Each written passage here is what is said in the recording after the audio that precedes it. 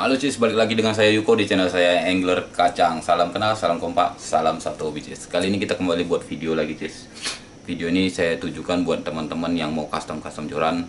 Karena di video saya sebelumnya yang ini banyak nanyakan masalah sok joran. Saya mau kasih contoh aja langsung melalui video ini biar teman-teman bisa paham dan mengerti cara menentukan ukuran sok joran yang cocok dengan blank kawan-kawan. Oke, langsung aja kita ke videonya.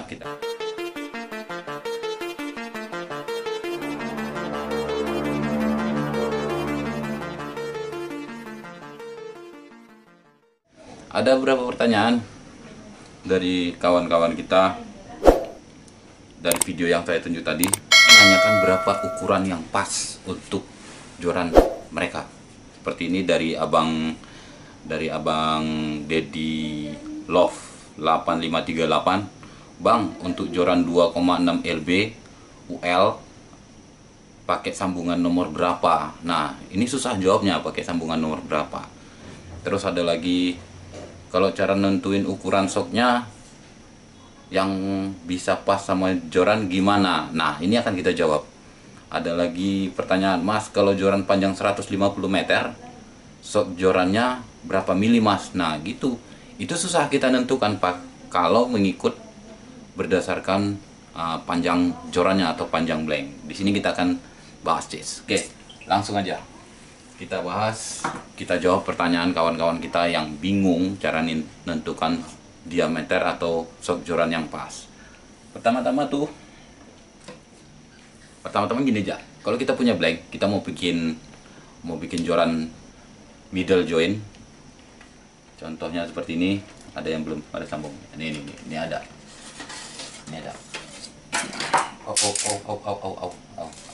Nah, seperti ini. Ini panjang jorannya 180.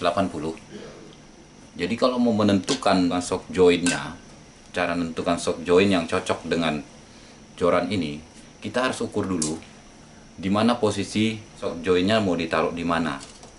Contoh ini kan panjang 180, otomatis kalau dia mau pakai sok joint dibagi dua, kita cari tengahnya di mana mau dipotong. Contoh di sini dipotong, kita potong baru kita ukur diameter yang kita potong ini. Contoh kita potong di sini, tak, kita potong bagi dua, terus kita ukur yang paling bawahnya, yang bagian bawah, kita ukur berapa menggunakan sigmat atau penggaris atau apalah untuk mengukur ya kan, yang jelas sigmat, yang lebih presisi sigmat atau penggaris diukur. Setelah dapat ukurannya misalnya 3 mili 2 mili setengah, baru kita cari di toko online atau di toko-toko pancing terdekat.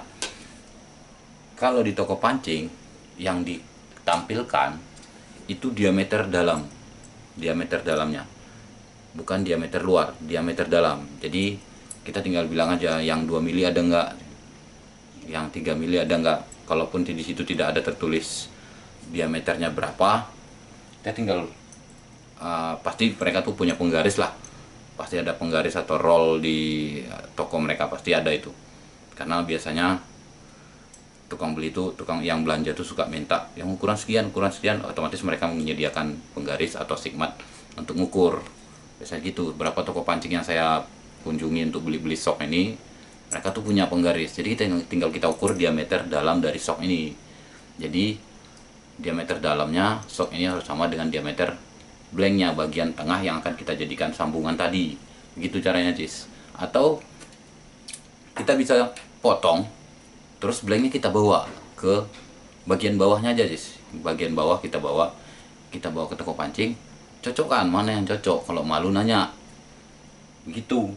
Biasanya seperti itu.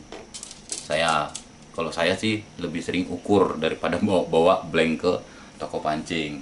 Kalau nyari di online shop seperti Shopee atau gimana, itu kita cari aja di situ, kita ketik aja sok joint, nanti di situ akan ditunjukin diameter dalamnya.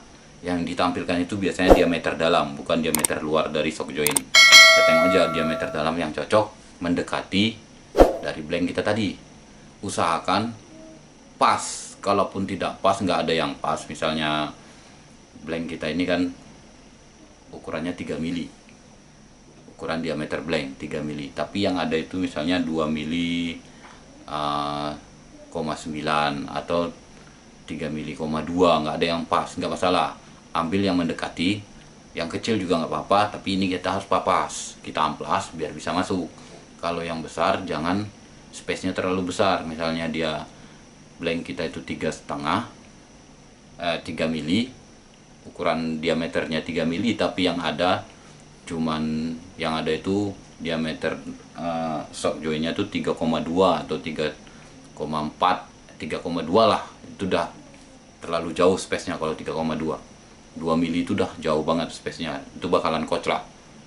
Nggak apa-apa, kita bisa kita akali biar nggak koclak tuh pakai solasi kertas di dalam shocknya nanti. Tapi saran saya jangan terlalu jauh space-nya. 1 mili boleh lah, 2 mili boleh, tapi kalau di atas 2 mili itu terlalu jauh jaraknya, jeleknya nanti pas nampak di sambungannya, pas kita mau nge-wrap itu susah. Contoh ini ya, saya kasih contoh. Nah, ini kalau ini pas dia, kalau ini pas-pas banget. Dia ada yang tidak pas ini. Kemarin saya punya yang kebesaran, tapi masih oke lah, besaran dikit. Kalau ini pas ini agak kebesaran 1 mili, dia agak ada nongol, nggak masalah sebenarnya. Kalau space-nya lebih dari 1 mili atau 2 mili masih bisa kita akali pakai solasi. Jadi gitu kawan-kawan, kalau mau menentukan shock joint yang pas untuk. Jadi gimana kalau nanti misalnya yang bawahnya udah pas tapi yang atasnya nggak pas? Itu sering terjadi sih, saya sering sekali dapat yang seperti itu.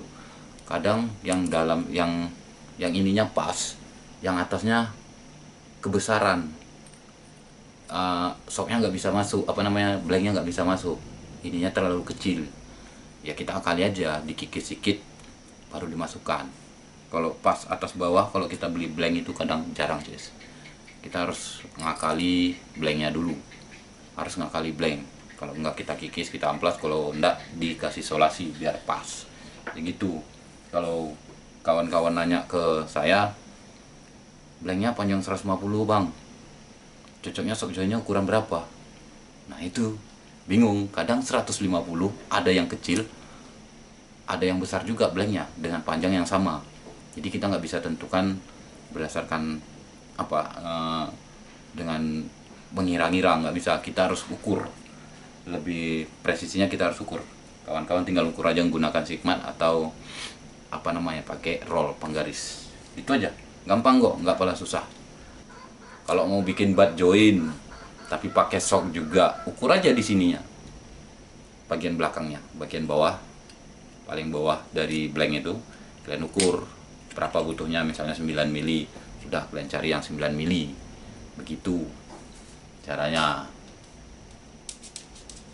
tinggal kalian ukur.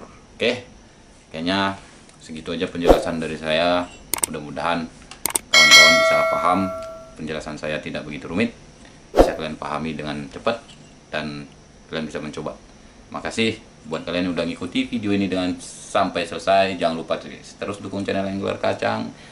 Jangan lupa like, komen, dan subscribe-nya. Sampai jumpa di video selanjutnya. Salam satu hobi. Mantap, Cis.